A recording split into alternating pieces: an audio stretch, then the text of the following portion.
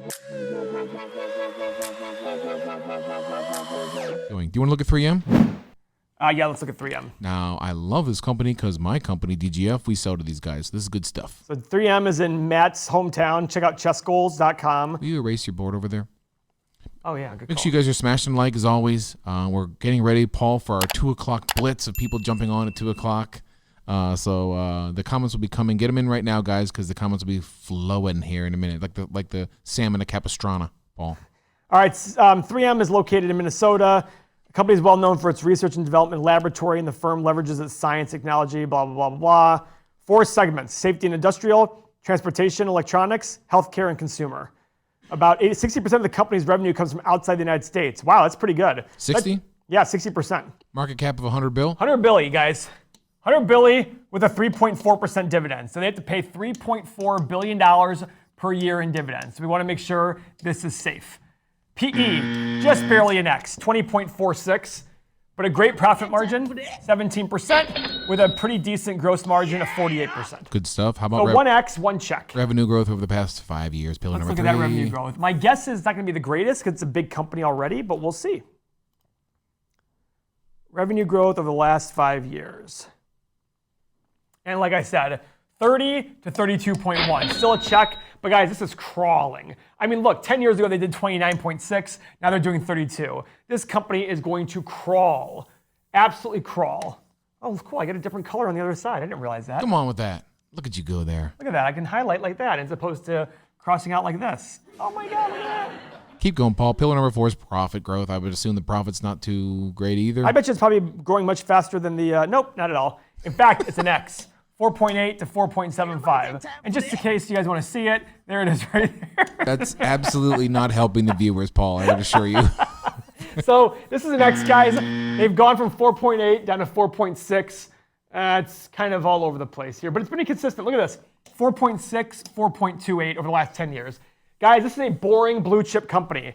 I love boring blue chip companies. What's blue chip more the better? Basically, blue chip's more like, big companies generate a lot of cash, they're established, not a lot of growth. It's, 12, 13, 14 years ago, my friend Mr. Moskal said, technology companies will become the new blue chips, and he's right. Like Microsoft, Cisco, these big cash-generating companies aren't going to grow 20, 30% a year.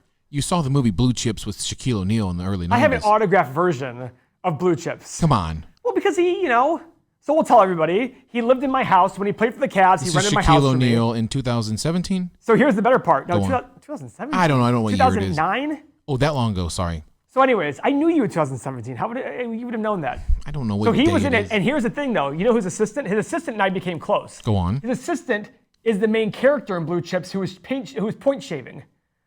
But He wasn't the main character. He was the guy who was point shaving in it. So I called him one day. this is Shaquille O'Neal. Shaquille O'Neal, his assistant Go on. in real life is an actor, Anthony Hall.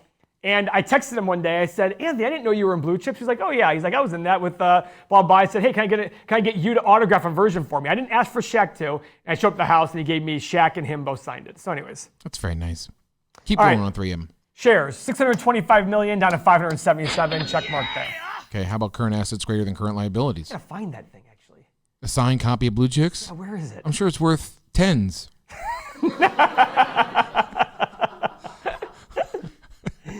Make sure you guys are 14 billion in current assets, smashing that like. 7 billion in current liabilities. Great. So they have $7 billion extra. Wow. All right, that's good. What Glad about to hear it. total liabilities? 33. Oh, okay. Now for my favorite. Free cash flow growth, baby. I'm licking my chops. Cash from operations minus capital expenditures. All right, so remember, they had $3.5 billion essentially in dividends. So we want to make sure that's safe. So 5 billion to 5.3 billion. Check mark there. Nice. They have enough to pay. It's a big percentage of their free cash, so that's okay. So 5 billion and 5.3. Now let's do the average of the last whatever. So 5.2, 4.9, 4.9. So ready? 5.2. I got it. The average is about 5. Yeah, it's 5-ish. Yeah. So 5. Now here's the deal, guys. This is not a fast-growing company. You don't want to pay a lot for this. I'm thinking at most 12 to 15. So you want to pay between 60 and 75 billion dollars for the company. It's 100 billion. It's currently 100. So as attractive as it seems, you're not going to get growth out of this company. You've got to remember that. The only reason to pay a premium is because you're expecting a massive growth in free cash flow. All indications here are that their cash flow and profit and revenue are not going to grow a ton. So don't go overpaying. I say on the high side, wait for a 25% drop in the company. Now, should we look at their options? The options are going to be garbage, but 25% drop. What's the company currently selling for? $175 a share. So 25% drop would be 42 bucks roughly. So call it 130 bucks a share. I'm basically calling it $130 a share. That's what I'm sitting there saying is what I would sit there and say. It's $130 a share. Maybe start picking up some shares.